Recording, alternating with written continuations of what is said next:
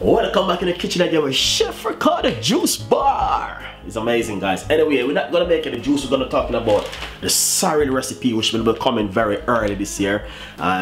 Basically, I will make the video and I will put it on Chef Ricardo YouTube channel, and I will tell you when I release the video, that so you guys can go and watch the video on my channel and see my own recipe and see it is a very amazing recipe. Anyway, Christmas is a time of year where everyone always makes sorrel, but if you want some more information, please click on the link in the description box. Go over and watch the video which I was talking about the sorrel, what you need to get and get prepared for the sorrel recipe. Alright, listen to me, guys, no disrespect, I love every one of you guys, but as you can see, it's a busy time of the year. Alright, so yeah, make we work together, live with love, and stay blessed. See you next time. Follow me on Instagram and Twitter and Facebook, Google Plus me.